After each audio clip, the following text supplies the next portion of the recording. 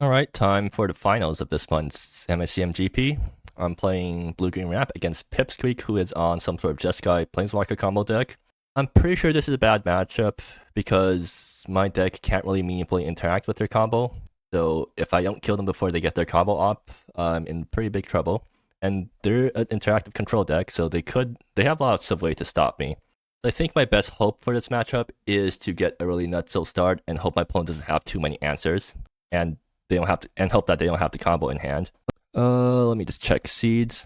Am I on the play? Oh, they're on the play. Okay, that's not good for me, but come on, good opening hand. I mean, yeah, this is a really good opening hand, so I'll keep this. In fact, it's actually, yeah, this is the exact sort of opening hand I want against most decks. I mean, even against this deck, I also want this sort of opening hand because it's not like I'm going to be able to stop the combo anyways, so I might as well just lean really hard into making sure I get the nut start that I want.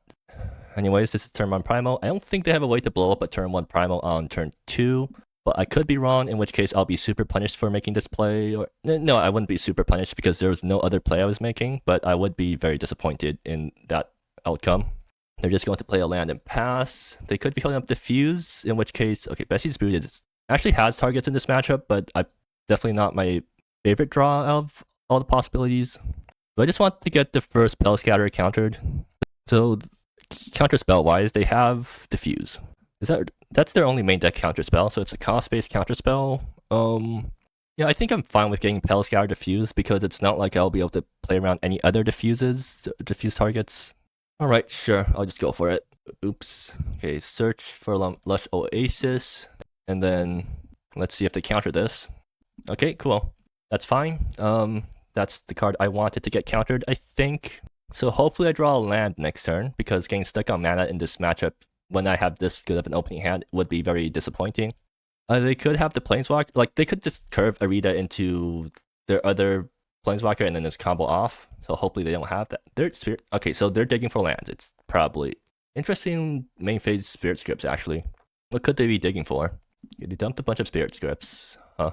Oh, I see. They want to hold up another 2-mana thing. Okay, well, I top deck a land, so that's exactly what I wanted to happen. Couldn't have asked for a better curve. Oh, do I play around Diffuse? Or do I just jam Spell Scatter number 2?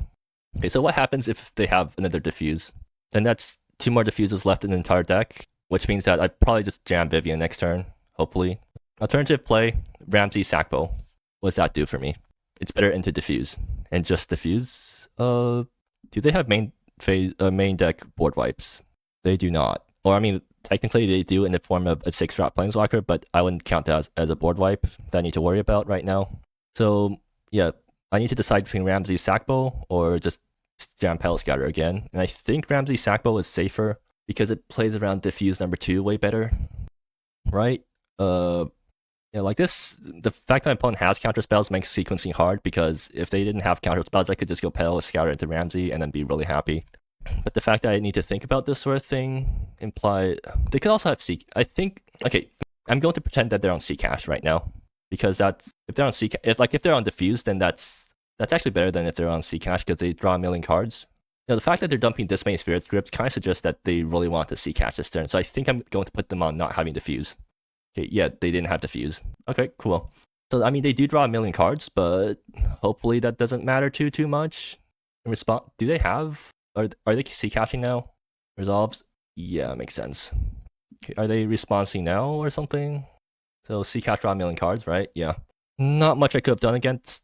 I mean, technically I could have played Sackbow this turn. Well, if I played Sackbow, they would just cash in response to that, and then they're tapped out, and then I still don't get any better plays than if I just went Spell Scatter Ramsey. So I think this is the best play I could have made this turn.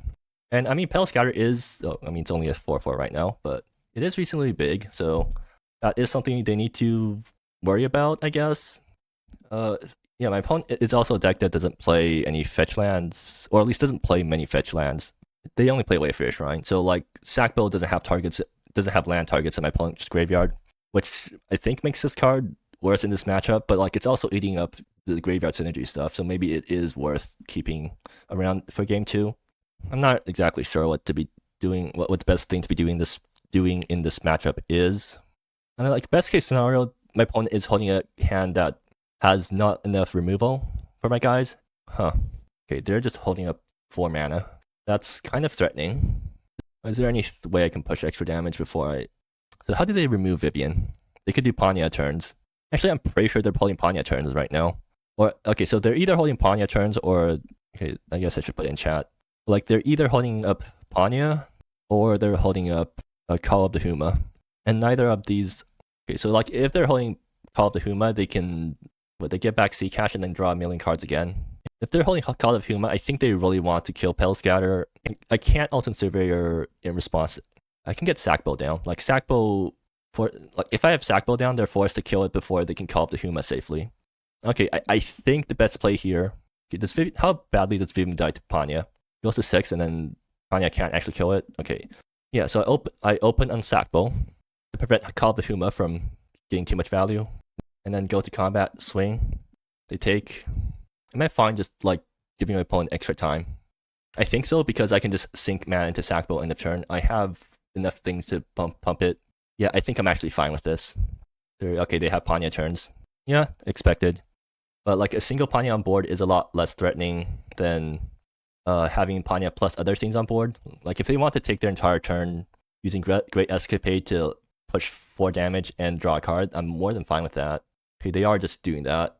I mean, it gets them up to 6 mana next turn, which means that I need to worry about like them just having the entire combo from hand.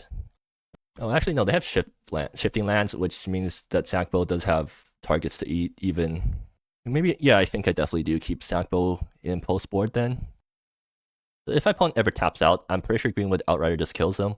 So I guess I'm hoping for that outcome, mostly. My opponent is taking their time thinking, which makes sense because this is a very important turn for them. They're up to 7 cards in hand, so that's pretty scary. They play Sunrise Bluff. What else do they have? Seems like they're just jamming their big Planeswalker now. Yep, that's their big Planeswalker. And this thing exiles creatures for free. Okay, well, so they're just doing stuff with it. If my opponent doesn't put up any extra protection for this guy, I will just Bessie's Brood the Panya and try to swing through to kill it.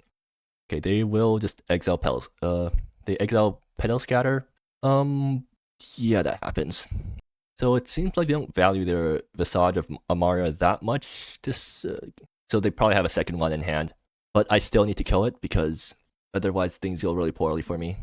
Okay, well, now it's time for Sackbow to eat everything. Yeah, just exile all the lands. Try to make this thing really big. Is there any 1 mana thing they can do to punish me here? They could have a second Panya to protect the Visage, but I'm pretty sure they have a second one in hand.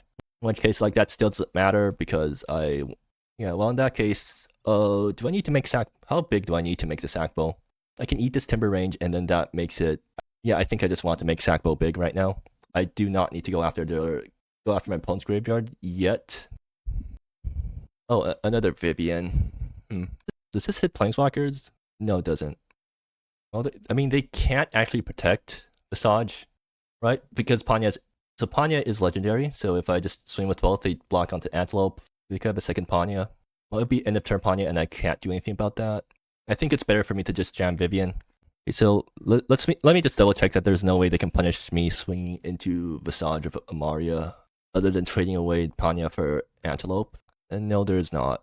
I could also Ultimate Surveyor away their entire graveyard. I wonder, I could go Vivian and then untap to do that. That might be better. Yeah, I think that's what I want to do here. So in this case, I mean, I think I can just keep up Sackbow, actually. That's probably better of an outcome. Okay, they just let it happen. They have a second Amaria in hand, and there's not much you can do about it. So let's just jam Vivian. Okay, 1, 2, 3, 4. Nitrous Renewer. Sure. 1, 2, 3, 4, 5, 6, 7. They have 7 mana next turn, which lets them get off their entire combo with no opposition. Is there anything I can do here? I don't think so. I could kill Panya, but that doesn't do enough, right? Or I mean, no, they don't get the combo immediately. They get me 1 more turn before bad things happen. Do I want to minus Vivian to kill Panya? Because let me think. So, killing Panya, what does that do for me? I don't think it does anything. Like if I want to minus Vivian, I can always do it. It gets blockers out of the way for like if I want to make a lethal swing later on. So I want to do that. No, I think having more guides is better, right? I mean, like, I have Bessie's Brood in hand, so this could always... I have more than one... You know what? I'm just going to blow up the Panya, because I have more than one Vivian in hand, so, like, I think it's better for me to just try to make the most use out I can of the Vivian. This goes up to 6. Oh, Mari? Okay, that's actually... Is that fine? I have no way to deal with it right now. I can untap this land to get a few extra sackable activations, but I don't think that's worth it. Yeah, I think I just... Does it kill Planeswalkers? No, it doesn't. Alright, this happens. I mean, on the bright side, they don't have the combo right now, but I am very far set back right now. So what can I top deck? Kurnon. Is there a Kurnon target that saves me here? No, there is not. Okay, well, yeah, if this thing gets to untap, I'm in very big trouble. 1, 2, 3, 4. Oh, Rova. Oh, Greenwood Outrider. Can I cast Rova? 1, 2, 3, 4, 5, 6, 7. Yes, I can. Cool, I just cast Rova this turn then. And lets me cast permanent spells as though they had... So I can, like, end of turn, do some shenanigans. Kurnon can bring back... So I can, like, end of turn flashing Kurnon, bring back Greenwood Outrider. Yeah, I think that's good. 1, 2, 3, 4, 5, 6, 7. Yeah, just being double sure that I can cast Rova this turn, and I will do that. I plus Vivian, and yes, I plus Vivian here to make another guy. Sequencing. Yeah, sequencing. Well, hopefully that didn't matter. Yeah, hopefully that didn't matter. But, like, if they don't answer my board and they don't keep up removal, I will flash in Kurnon end of turn, and then Kurnon minuses to get back Greenwood. No, they have Grave Hate. They have main deck Grave Hate, so that is a problem. And Ceasing Flames to kill... I can protect the Vivian. Do I need to protect the Vivian, though? I don't think I need to protect the Vivian here, right? Because I have a second Vivian in hand, so worst case scenario, I can always flash out the Vivian in the turn. Although I'm not sure if that's good or not. Like, I can Ultimate Surveyor here to shuffle away all their graveyard stuffs, which, I mean, they'll be incentivized to somehow kill Vivian. What's another guy on the field? I think that's actually fine, right? Because, like, doing this sets up Kurnon, get back Greenwood Outrider. Like, they need to deal with Vivian here. Okay, well, I think I go for it. Like, if this eats up a counterspell, this is actually really good for me. Yeah, I'm hoping this eats a counterspell. Okay, so let's shuffle away all their graveyard stuffs. So this thing goes down to 2 loyalty. Vivian's still sticking around for a turn. Can they deal with the Rova? Like, if they can't, they're tapping out. Like, if they call up the Huma, the Vivian, I think that's a win for me. Tapping Palace for Anzan ability. Okay. Settle Song. Okay, that kills Rova. Yeah, I mean, yeah, there's no way I can protect that. But they are tapped out, so this might be a win or this might be very close to a Greenwood Outrider kill. Okay, let me think. I have 3 storied. I have 2 guys that are reasonably big. I misplayed. I missequenced. This thing could have been a 3/3 if they're going to make the Angel. Okay, so actually I can't cast Greenwood Outrider anyways because of mana issues. So let's see. If I draw a land, 1, 2, 3 storied. So that's 4 plus 5 plus 6, 15. That's not enough. Okay. So in that case, I want to kill the Angel, so I'll plus Vivian and then kill it next turn. So then this turn I just flash in Kurnon, right? I can flash in Betsy's Brood to kill the Serval, which actually does help me slightly. It doesn't really help me that much though. I think I just flash in Kurnon. Yeah, just flashing Kurnon here. So, like, I could always minus Kurnon in the worst case scenario. Mysterious Counteract. Okay.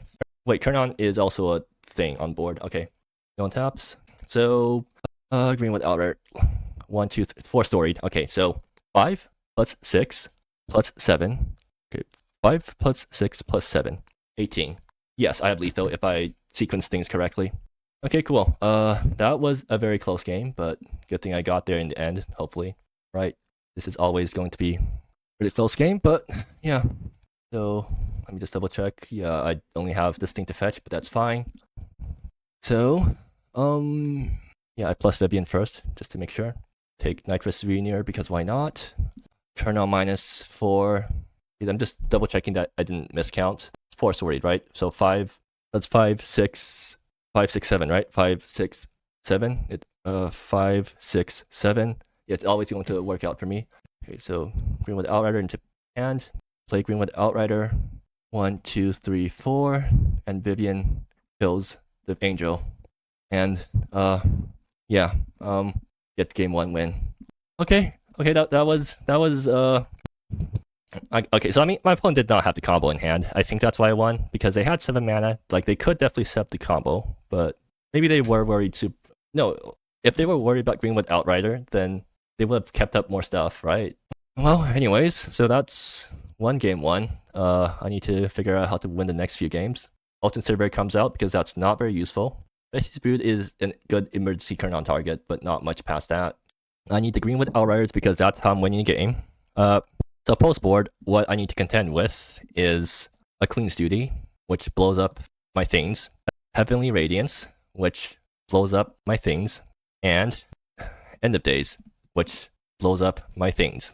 So, I think Henry's come in, right? Because they have so much instant, like they have so many non-creature things.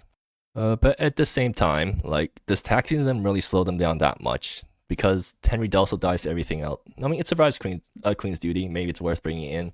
I mean, technically, it makes my mana worse. So, like, I still want Besties Brood, right? It blows up a decent amount of things that would stop me. I guess Tau doesn't work that... Yeah, Tau isn't that great here. I mean, it's a flying thing that can kill Planeswalkers, but I don't think that's what I'm going for here. Is it worth bringing in Sign of Silence to try to stop their combo? They're always going to have removal, right? I mean, I could bring in 1 copy to just have an emerging Kernon target to turn off their combo. Actually, do I bring in Kernon? Like, Kernon is take out Petal Scatter? That feels incorrect, but I mean, I am boarding really hard into the 3-drop slot, so maybe it's worth it. Well, yeah, let's try this again. So if things don't work out next game, how am I going to change my boarding plan? Maybe the Henrys aren't that good. Like, yeah, if this doesn't work out, I think Henry isn't that great because I'm on the play, which means I can't get this thing down before my opponent. Right? Like, is that good logic here? I guess I'm just not going with Henry. I'll bring in a second Kernon. I mean, was Sackbow good that game? Sackbow was pretty decent, right? Maybe. Maybe the second Roba is actually really good. Like, my opponent can't easily deal with Roba, right? And it even gets through counter spells if I... Okay, I'll try a second Roba, even though I'm not super high on it. I mean, is it better than the second Kernon? I'm not sure. Or the fourth Kernon, I mean. Because Kernon is reasonably good into their deck, I think. Right? I mean, I don't have that many value things to Kernon for in this matchup. Maybe I just go for a second Roba. I could go for 1 copy of Henry, but that doesn't feel great. Okay, so I'm only boarding in a single Sign of Silence, so I can still mostly fetch only blue, green. Yeah, I think I'm willing to go for this. And then if I lose, then I'll be on a play, and then that's when I bring in all my Hate Bears, right? Because I can drop the Hate Bears ahead of my opponent being able to cast 2 mana spells. Seems like my opponent is definitely taking their time thinking about how to board here. Well, I guess I'll stop the recording until they're done. Okay, well, there we go. So game 2, let's see if I get the Nutso starting hand I'm looking for. No, this hand is not Nutso enough. Let's small again. Or is it? No, it's not Nutso enough. Definitely not Nutso. Oh dear. Okay, I have to go down to 5. This is a keepable 5, but I'm not happy about it. So, Lumber Hillock is actually pretty decent in this matchup because it hits Planeswalkers. But, I guess I need to... I mean, okay, let's say I'm curving Nitrous into Kernon. So if that's the plan, I go Nitrous, but I don't need to keep Hardwick Grove then. And then I'm not keeping Ramsey because... Or I could hope to top deck something. I think this is like the right situation to be hoping for good top decks, right? Because, yeah. Alright. Well, I have 2 shots at getting a land here, and I do get the land. Okay. Yeah, see, that's how you play this deck. You go to 5, you bomb until you only have 2 lands in hand, and you top deck the land that you need in the first 3 turns of the game, or in the first draw of the game. Does it matter which one I put down? Not really. Well, whatever. I'll put this one down. Or oops. So now I need to play around Diffuse, because they're definitely going to diffuse the Kernon. I can go Ramsey first, but it also gets diffused. And I have 4 to play around Diffuse this game. So if Kernon gets diffused, what's my follow-up? I go Ramsey, there's no follow-up if Kernon gets diffused. So then how much do I need Kernon to resolve here? I think having Ramsey on board is actually better than having Kernon on board, right? Because Ramsey's ramp doesn't die to random damage spells. But then doing Crumbling Shrine this turn lets me have 4 mana next turn, which I don't have anything to spend on. Okay, well, I think I'm jamming Crumbling Shrine gets me better draws for next. I think I value enough. Okay, fine, I'll jam Ramsey this turn. I think my opponent definitely knows that I'm holding something. Yeah, they're thinking now because they're thinking about whether to counter it or not. Because like if I'm stuck on lands, then countering Ramsey is good here. They will counter it. Okay, good. It ate a diffuse, and I still get a Crumbling Shrine this turn. It's Sackbow good? Yes, I think. But do I need to bend it to get better cards for the follow up? Because like there is, like I can bend this, and then what am I hoping for 3 drops? I can hope for RFE. I think I put this on top because I have I have things to do. Okay, my opponent plays Sworn Cohort, which is, so that's actually good because, yeah, Sackbow, Kernon's weak into Sworn Cohort, but Sackbow is not. So I can just do this, play Sackbow, and should I fetch now? Just to, I might need to fetch planes. How likely is it for me to ever have to fetch planes later? Yeah, it's fine. I'm just going to let Sworn Cohort hit me in the face for a bit. Okay, so my opponent is also stuck on lands right now. Yeah, I'm just going to let this happen. And they're attacking me instead of holding it back to prevent Sackbow attacks, which is interesting. Okay, they're tapping out so that I don't have to play around stuff. A second Sworn Cohort. Oh, well, that's annoying, but that's not the worst thing in the world. I guess I grabbed the forest because I have Sackbow, so might as well make sure I have like all the things I need. Let's start eating their graveyard too. So I mean, I could actually Kernon into. So this is fetching Lumbering Hillock for sure because it is. I can Kernon minus into Sign of Silence, naming Sworn Cohort, but I think that's a bad play. I could end up turn animate Crumbling Shrine. Is that good? I don't actually outrace the 2 Sworn Cohorts if I like just keep holding them back, or if I just keep letting them hit me in the face, right? And if I play out Kernon, like they're definitely attacking into Kernon, and then I need to worry about protecting Kernon, which is a pain. I could actually I could Kernon minus onto the Ramsey, and then that gets me. That doesn't get me too much. Okay, so the problem now is that I don't outrace Sackbow, but at the same time I also don't want to. Or I could Kernon plus on the Sackbow. Wait, this is actually a reasonable play, and then like just let my opponent have their Sworn Cohorts. I mean that's going to happen sooner or later, anyways, right? And they have enough removal where I don't think fetching Sign of Silence is going to work out for me. I could also fetch Betsy's Brood and try to like just attack them down. Is that a good plan? No, that they have way too much stuff. I think I just go for a passive game plan, which is to get Kernon on board, block Sackbow onto the Sworn Cohorts. I mean, like that's not a horrible play. Fine, I'll go for it. This definitely feels really weak, but maybe it's not. Like they could also clear it away and just kill my Kernon. In which case that'd be really bad. In fact, it's so bad that I'm willing to. I mean, I already have Crumbling Shrine, right? I don't need a second mana land right now. But a board wipe is really bad for me. So yeah, I guess I go for this. Or wait, I forgot to activate Kernon. How did I forget to activate Kernon? Okay, I was thinking too hard. Are they double attacking into Kernon? Yeah, they are. Okay, well, I need to think really hard now. What's the worst thing they can fetch off Sworn Cohort right now? Whatever, yeah. This is really bad, but hopefully it doesn't end up. Game 2 is not going well for me. Okay, they grab their land. This gets them out of the mana screw. But Nobly also helps me somewhat, I think. It's Unceasing Flame. Sure. I can't prevent this. Like, if they want to double Unceasing Flames me, that's fine. I can't prevent that from happening. Oh. Wait, 2 damage. I see, yeah.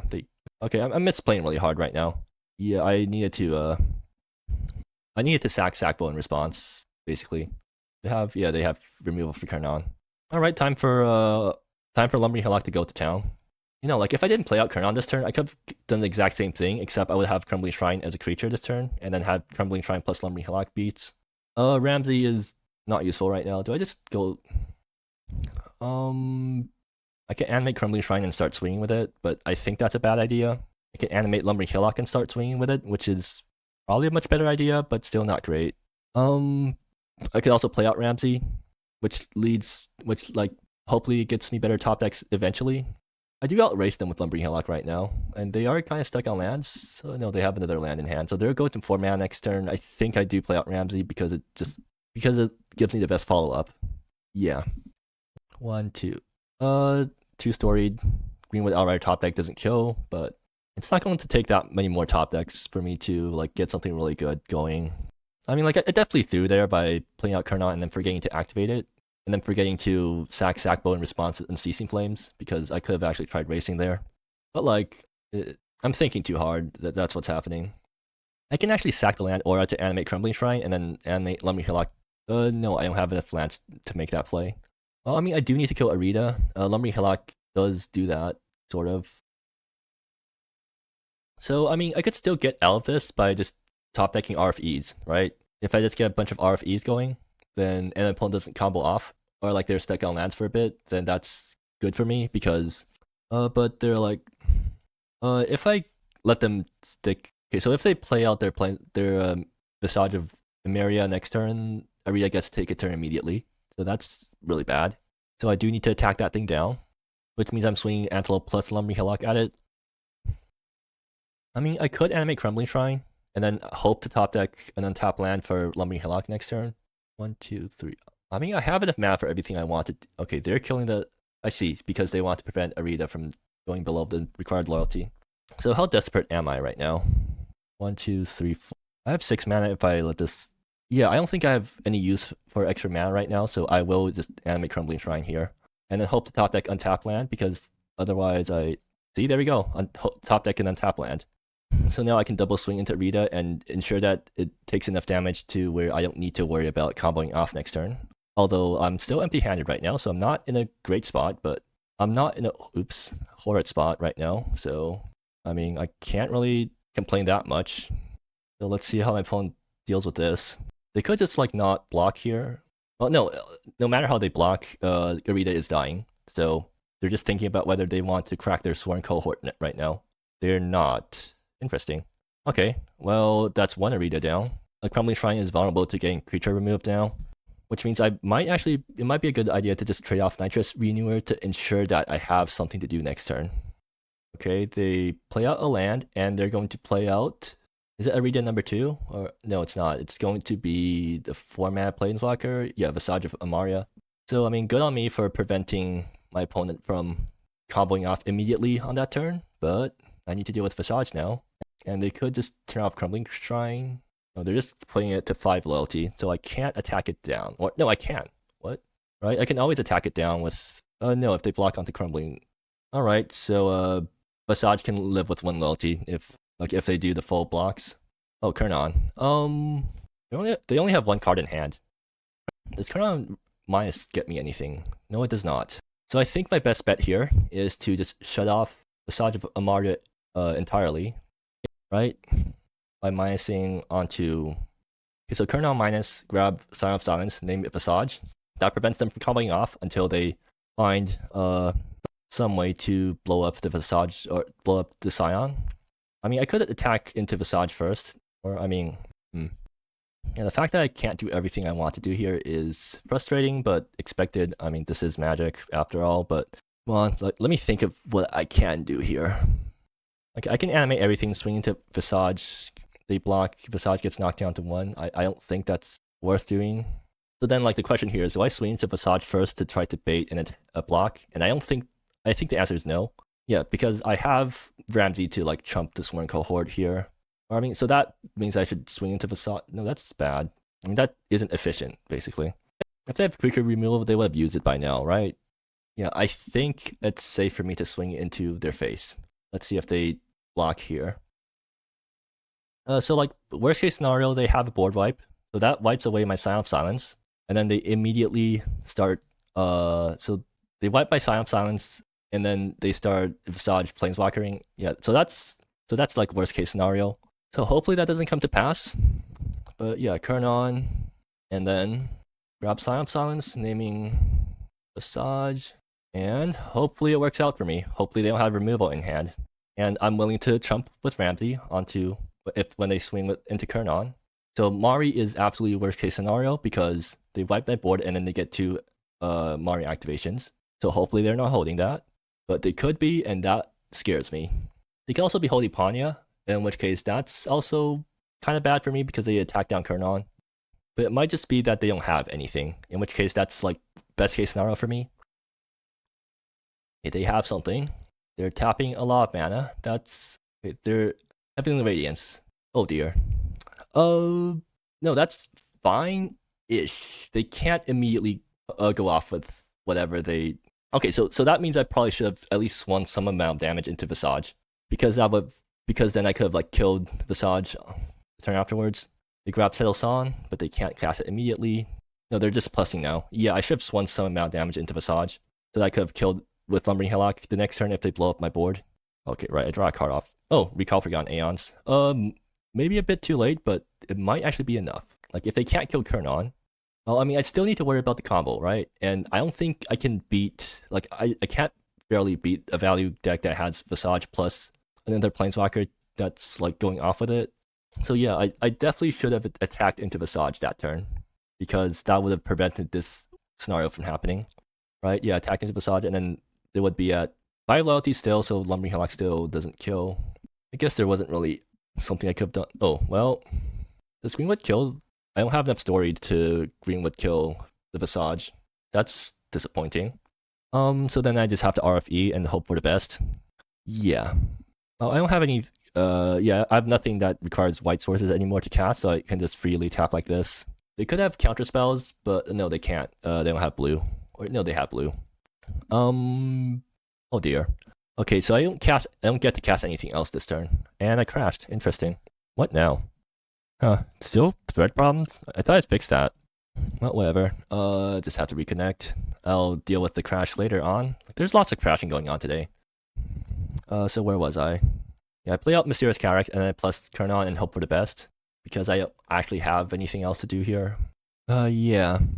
Well, I mean, I guess that's what happens when you like misplayed for basically half the game. And I don't think there's a chance of coming back when my opponent's this far ahead, unless like they let me stick a bunch of creatures.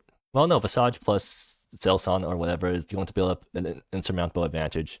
So they did have the board wipe in hand. Well, at least I get game 3 to try to win on the play. So hopefully oh sure, Panya.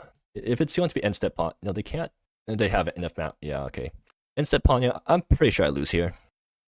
But on the bright side, get Kurnon, sure. They're going to Panya turns, and they're going to do something after that too. And so they Zelson, Panya swing at face, or do they have anything that can kill? Okay, they're just going to swing all the damage at Kurnon. Do they have Arita in hand or something like that? It's just Zelson, right? Which is still like impossible to come back from when they get 2 cell activations, but it's like slightly closer or slightly more recoverable. I just need to top deck a land, cast Recall or Coalesce Recall RFE, or Coalesce Recall Forgotten Aeons, and then I guess hope for some follow up. They gain life from that too. Okay, yeah, so they're like out of range of stuff now. They're definitely out of range of lots of things. Grab Forest, yeah. Come on. Can I come back from this? I guess technically Vivian digs me into stuff. I mean, I'll try, but I don't think it does enough. Right, I'm supposed to tap like this. They can counter this? Yeah, they can. I'm just dead here, right? Okay, cool. Yeah, so game 2 did not go well for me. I misplayed pretty horribly. Well, game 3, I'm going to bring in the Hate Bears, because that's something I can do now, I guess. I still want Betsy's Brood for emergency removal, right? Or maybe I don't. Okay. We need to be fast. Hopefully I don't stall too much when I'm thinking. I think Sackbow is actually significantly less good than I think it is, so I will like make this swap. Yes, I will make the swap, and then hopefully it worked out for me. Or maybe Rolva is significantly less good than I think. Well, whatever, it's too late to change my mind. Okay, please, good opening hand. Yes, this is good opening hand. This is actually Nutso. Yeah, this is Nutso opening. It's not Nutso. It'll be Nutso if I had a 3-drop to ramp into, but it's pretty good. Like I can't really complain about this opening hand. And my opponent has to go down to 5. Okay, that's good for me and bad for them. So Crumbling Shrine, come on, flip a land, good. I don't have to make decisions. They land pass, I go. Greenwood Outrider. Okay, so that's going to be my game plan now. Get into Greenwood Outrider. I still need to like worry about the fuse onto Vivian, but that's fine. Actually, this isn't as good as I think because there's like no follow up to this Nutso start. If I had a 3-drop, then this would be a lot better, but I don't, so I just need to like be happy that I got a pretty good start, but still not nutso. Do I jam Vivian here? I can always jam Vivian the turn afterwards, but this is contributing towards my story count. I think I can afford to wait. If I'm doing that, then I guess I animate Crumbling Shrine end of turn. Yeah. Alright, let's see if they dig this turn. Yep, they just dig. Okay, I need to K this. But yeah. Crumbling Shrine is only a 2-2 right now. I didn't get the Explorer off on Crumbling. Oh, they're stuck on lands. Okay, that's really good for me too. Mysterious Cataract. Okay, so do I jam Vivian this turn? Or do I just swing? I want my opponent to counter my things because then that gives them less chance to dig. Okay, yeah, with that logic, then I will jam Vivian this turn. Or, no, I should jam Vivian pre-combat in that case because, yeah, I should jam it pre-combat just to make sure that I don't get surprised by removal on Crumbling Shrine. Okay, yeah, get that thing to eat the diffuse and then hit them. They could actually board wipe here and that'd be really bad for me. I should have kept Vivian then. Yeah, a Queen's Duty would absolutely wreck me. I think I misplayed. Well, if they're holding Queen's Duty, they're not. Okay, good. Are they holding more remove? Okay, second Vivian. Never mind. I didn't get punished for that. Can I play around anything? No, I can't. Yeah, then I just swing here. Or do I... No, let's try to jam the second Vivian. Or do I... Queen's Duty? They could have a board wipe on 4, and that's... Okay, then I should have attacked. I misplayed that then. Well, whatever. Too late to change my mind. So let's jam this and see if they counter it. Yep. Alright, let's end the turn. Did they get the removal that they need? Queen's Duty, yep. That happens. So I definitely should have held then. Yeah, I definitely should have held. But it's... Actually, I should have just jammed Lumbering Greenwood Outrider if that's the case. Well, so now what? Ramsey, animate... I need story count, but I want... Okay, yeah, I misplayed really hard this game. Well, in that case, let's go with Ramsey and pass, or do I just attack with Lumbering Hillock? I want to set for Greenwood Outrider. So I do this, and I pass the turn. Okay, so I can still top deck stuff. Like, I already lost my 2 Vivians, but I can still top deck stuff. 6. So if they tap out this turn for some random thing, I have 3 storied, so that's 3, 4, 6. 3 plus 4 plus 6. That's 13 damage. So I just need to get them to a range where that will kill them. Okay, Crumbling Shrine, come on. That's not useful, but whatever. Okay, let's just keep swinging. They don't have instant speed removal for Lumbering Hillock. Come on.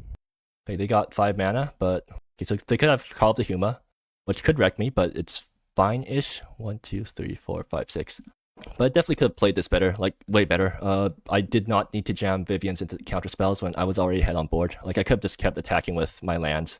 But well, what's I think I'm just like I'm definitely not thinking super clearly right now. Probably I could just get my opponent down low enough where Greenwood Outrider on its own kills them. Arita, okay, well that's in play. Do I need to kill it now? I kind of do, right? Or no, do I kill them with Greenwood? I think I do, right? Let me calculate the Greenwood Outrider lethal. Okay, 1, 2, 3. I can cast it just straight up, and I think they're dead. 3 story count, so 3 plus 4 plus 6. Yeah, 13. Alright, cool. Good thing I got there, but definitely was extremely scuffed. Hard to played. Sure. Yeah. No, this game was scuffed, like really, really scuffed, and I only won because my opponent drew poorly. But, I don't feel great about winning that game, but like I can't complain too much about winning my second GP. So, but still, that was not a good game. That was not a well played game for me. What were they? Yeah, they were holding Queen's Duty and they were holding Spirit Scripts to draw. Anyways, so yeah, they were holding Diffuse. So I jammed Ramsey. They decided not to counter it in order to dig with Spirit Scripts. They were holding a bunch of. Okay, so yeah, I did not need to jam Vivian there, right? So this turn I animate Crumbling Shrine, so I was like actually, no, that was my first Vivian. Actually, like, yeah, I definitely did not need to jam Vivian here. I could have just played Mysterious Cat. I mean, that's wasting my mana, but, what? So then jam Vivian this turn and then play Mysterious Cat. I did not need to jam Vivian this turn, right? Like, I could have just attacked with these 2 guys and then play Mysterious Cat on top, but then I'm wasting mana. I think I just need to be more willing to waste mana against a control opponent who's stuck on lands. Because, like, yeah, at this point, they need a board wipe to get back into the game. So I should have just, and I was even thinking that when I was playing, jamming the Vivians, like, fair enough, yeah. Like I could have just held this. I needed to like be more. So Queen's Duty, like they're eventually forced to Queen's Duty wipe me, right? Like they wipe, and then so then this turn I slam Vivian, and then they don't get the lands they need for Heavenly Radiance. So then Vivian just runs away with the game, right? So yeah, I definitely could have played this better, but it still worked out for me. But still, like, what about game 2? Like game 2, so game 1, I think I got sort of lucky in that, or they had the combo in hand. Did they have the combo in hand? They had the combo in hand, but I was able to prevent them from going off because they were playing piecemeal, and then when they had 7 mana, they didn't have the entire thing in hand, and then Outrider eventually killed them. But game 2 was like bad game, right? The one I did not play well. Okay, so yeah, this turn. So I guess the start of the game was fine. Here I was deciding between, where was it? Wait, why did I play Sackbow into? So they had mana. Yeah, they did. So oh no, I jammed Ramsey into this and then countered it, and then I flipped Sackbow. I see. Okay, so that was. So then the turn afterwards was when I was deciding between Kurnoth and Sackbow. Turns out my opponent did not have counter spells in hand, although Kurnoth would have died to 2 Unceasing Flames, right? They didn't have the mana to cast 2 Unceasing Flames, actually. Like, Kurnoth plus would have been good here, but Sackbow was also fine because I could just spend my turn eating stuff with Sackbow. And then I spent like a really long time thinking, and then I played Kurnoth and then forgot to plus it. So, like, my other play this turn was to just play Mysterious Cataract untapped and then pass with Sackbow up and Crumbling Shrine mana up. And that would have worked out way better for me, right? Because, well, for one, I wouldn't be jamming Kurnoth into for no value and forgetting to plus it. But then, So then I would end this turn with. I don't know what would change. Like, they would have still swung out, right? But then, like, I would end the turn with Crumbling Shrine in play plus Kurnoth in hand, and they could have just went after. They could have went after a Sackbow. They could have sacked it, but then I'll probably just animate Crumbling Shrine here, actually. But then that would actually require me to. No, I didn't fetch Lumbering Hillock. So then I had Crumbling Shrine in play. So I would have an activate Crumbling Shrine or enough mana to not enough mana to activate Lumbering Hillock, but I would jam the Kurnoth this turn, and then I'll be jamming Kurnoth into a much better board state. I would have enough time to minus Kurnoth on stuff or plus Kurnoth on stuff, but well, I mean, it wasn't a great game, I think near the end of the game, I did tighten up a bit more, but it was already too late. But I mean, I'm not complaining about winning the GP, but I definitely wish I played slightly better, but whatever. Anyway, so that's my 7th GP win, and I guess I'll see you next month.